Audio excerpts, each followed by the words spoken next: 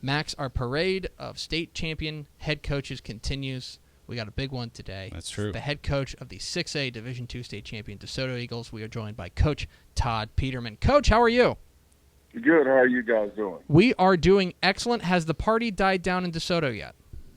It has. It's all about.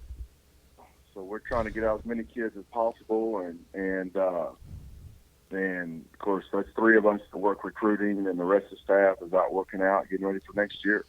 Now, I want to ask you about recruiting because you guys have done arguably the best job in the state at getting your kids noticed, getting your kids out in front of the people who need to see them. What is so special? What sets your strategy apart and makes you guys so successful at that? Well, one probably a lot of schools are able to use three coaches, kind of myself, Tom. I mean, we're cold calling.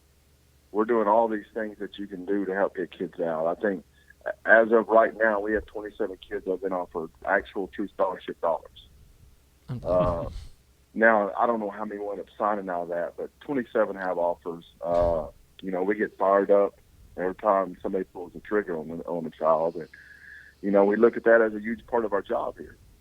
If you truly ask any parent, would they rather have a state championship or a scholarship? Mm-hmm. Every parent, if they tell you the truth, is going to take the scholarship. Yeah. It's just truth. Mm-hmm.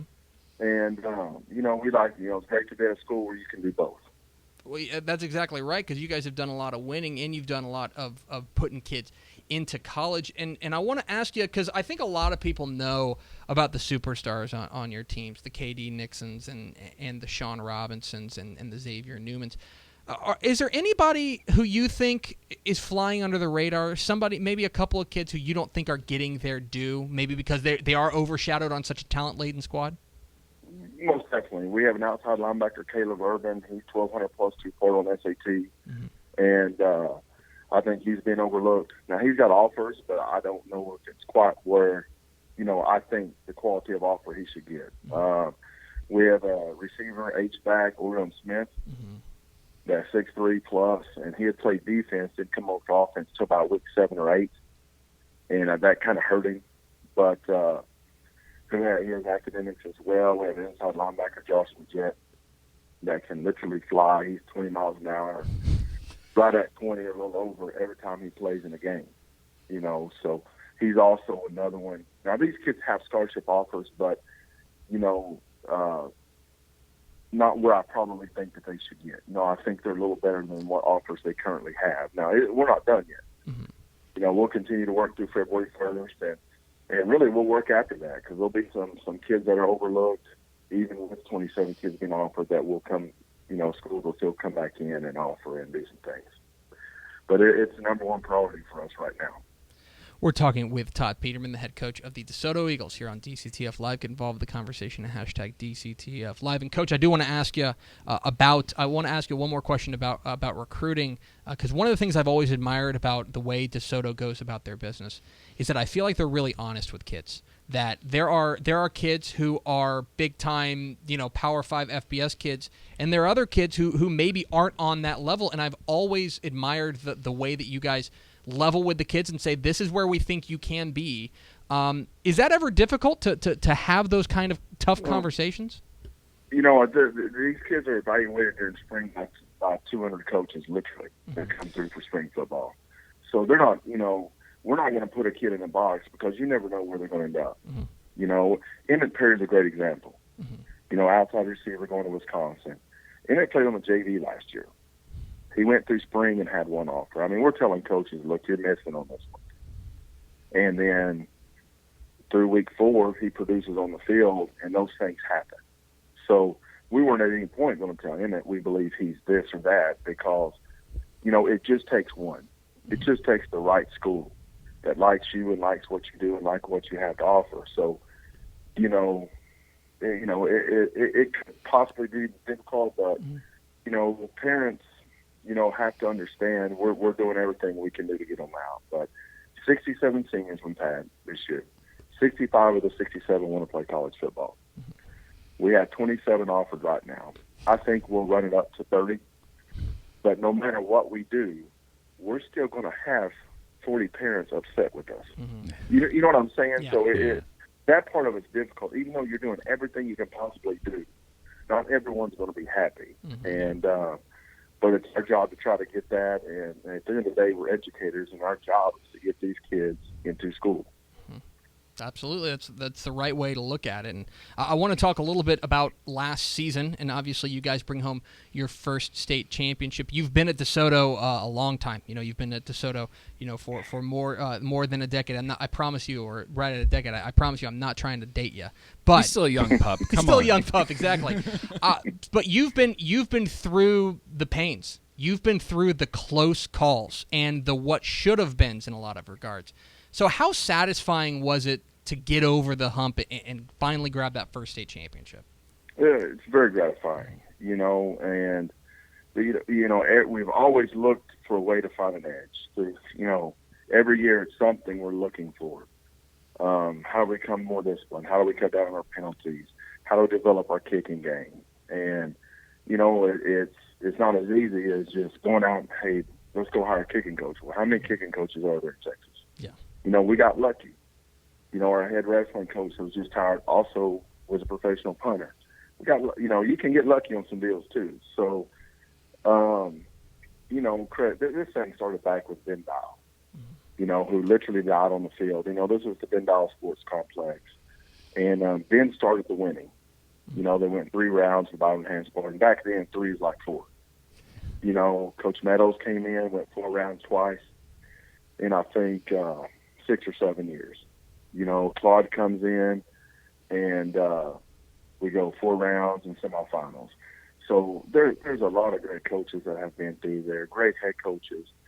And, it's a credit to all of those folks, to have built this thing into what it is. It's our job to sustain it and consistently get kids out. And hopefully the byproduct of that is winning, because we are educators first. And you guys, for so many years, it seemed like you guys were 1 or 2 breaks away. You were a bounce or 2 here, or one more play. That's not to take anything away from the teams that ended up beating you guys in past years, but it seemed like you guys were right there on the precipice, and you finally got those breaks.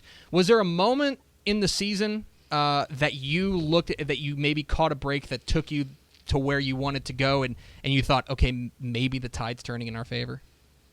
I believe high game, most definitely. I talked to Coach Van Cox last night. We talked for about an hour. And, we got a break, but he had a decision to make as a head coach. Do you kick the ball, punt to us, give us 30 seconds, or do you run the clock out? That's a tough call. I'm not second-guessing at all, I promise. But, I definitely right then. And then, we had the 2 defensive takeaways for touchdowns against Klein Collins. And, their defense is incredible. The best one I've seen in quite a few years, really since the Allen defense, the team that beat us in semifinals over at Mesquite. That defense was incredible and really reminded me a lot of the Skyline defenses we played, which were obviously well-coached and extremely athletic kids. So, I can't point to one thing. I do believe in numbers. We lost 67 seniors. We have 74 juniors as of yesterday. So we're going to be young or inexperienced, but there's, they're going to be seniors. And I just believe that whenever you have a senior program, that you've got a chance. And you can go back and look at, some of Coach Allen's teams at Highland Park. I think the year they won it, a lot of those kids on defense were on the JV. I think maybe up to 8 played as juniors on the JV. Coach House was telling me, because he was the DC at that time. So I know Randy's doing it there and doing it with numbers and doing some great things as well. But you get a bunch of seniors, they're going to be more mature, you have a chance. And that's the way I've always looked at it. So building the numbers up here since I've gotten the job, and not that we weren't doing it before, but having a major emphasis on getting kids out and keeping them out, that's something that's been real important to me.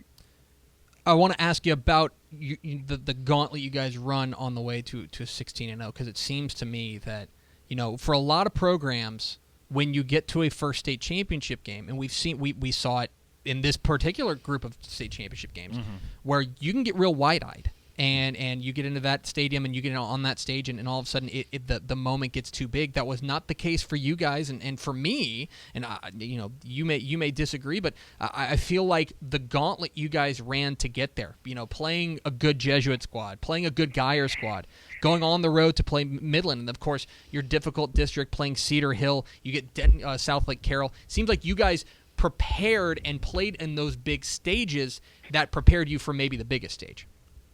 I think so. I've never gone into a game with DeSoto kids, and I've been here a decade, where you feel like these kids are going to be wide-eyed. Mm-hmm. We may have made some mistakes, but they're not going to get on any stage and feel uncomfortable, because throughout the year we're going to play in big games. We're going to play Cedar Hill, those other schools, Duncanville, mm-hmm. Grand Prairie, South Grand Prairie. There's going to be those big games. They're going to be packed. And they're going to have to deal with all these emotions. So I don't know that it's ever been a problem. You know what I mean? I just mm-hmm. really don't believe we've lost because we're on a big stage for the first time. I just really don't believe that. I mean, I've got University of Kansas head coach and a couple of coaches in my office right now as we're speaking, and we're talking about Desmond White. Yeah. And he's like, that's the best high school player I've ever seen, and I can't disagree. Well, he's 31. He's 31-2 as a starter, and with 2 losses to Kyler Murray, who's undefeated. So, what are they going to say about Dez? I mean, he played his heart out, in his last 2 games, and he did all year. He gave us everything. So we've had some great kids come through, obviously, and it's just gelled, and been a spectacular year. We're talking with Todd Peterman, the head coach of the 6A Division II state champion DeSoto Eagles here on DCTF Live. Get involved in the conversation, hashtag DCTF Live. And, Coach, I know you got coaches in your office, including, did I hear David Beatty sitting in your office? Coach Beatty's in, Please. and Coach Perry. And, oh, my gosh. Wow. Hey, it's a regular Texas high school football reunion. Yeah. My goodness. Well, they'll just have another reason to be mad at Dave Campbell's Texas football that we're interrupting their time. I promise just one more question, and we'll let you go. Your first state championship. Now you guys have the ring. You've gotten over the hump. How does the message change to your kids now that you've gotten that first one? I've always believed that it just makes the kids hungrier to get another one. Mm-hmm. You know what I mean? We're going to work the kids hard every day. The kids come to work every day. So that's not going to change. Now the expectation, these kids have heard for years, DeSoto's an underachiever, DeSoto's this, DeSoto's that, DeSoto can't win the big game. Mm-hmm. And when you go back and look at it, if you have an open mind about it, we've won an incredible amount of big games for DeSoto last decade. A lot of big games. We just haven't won the right one. Mm-hmm. You know what I'm saying? Again, 10 years I've been here, Skyline's beaten us easy. They beat us 3 years. Allen beat us 4 years. They're 7 out of 10. My first year, Hebron beat us. Mm-hmm. And worst weather conditions I've ever been part of. And Stony Point beat us. So you're not dealing with a lot of teams that have beaten DeSoto. I just named them all. Those weren't, some slouches with no athletes that beat us. Mm-hmm. So, but there's only so much of the underachiever tag, underperforming tag, those things that you can, you can listen to. At some point, you just become numb to it, or I have. Mm-hmm. You know what I mean? It's always going to be a team see us play, or coaches see us, or analysts see us, or internet guys see us.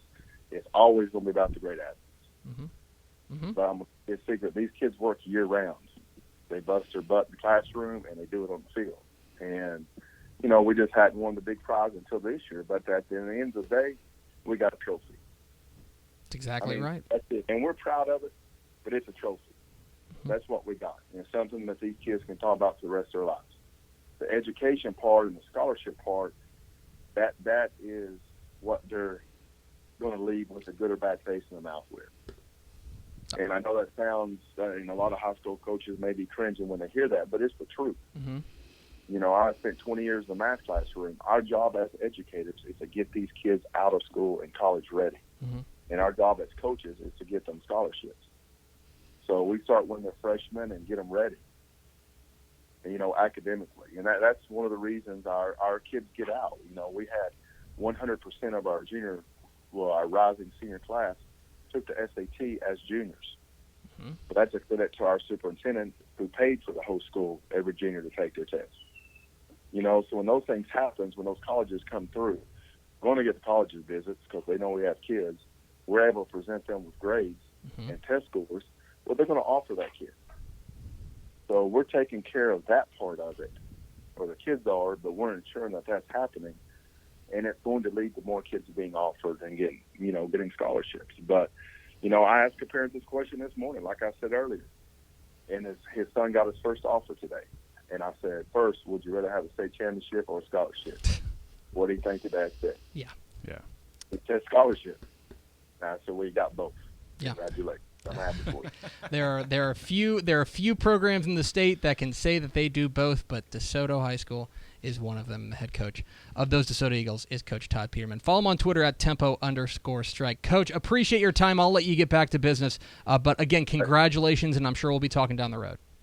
Hey, appreciate it. Thanks for calling. Absolutely. There he goes, Todd Peterman, head coach, DeSoto Eagles.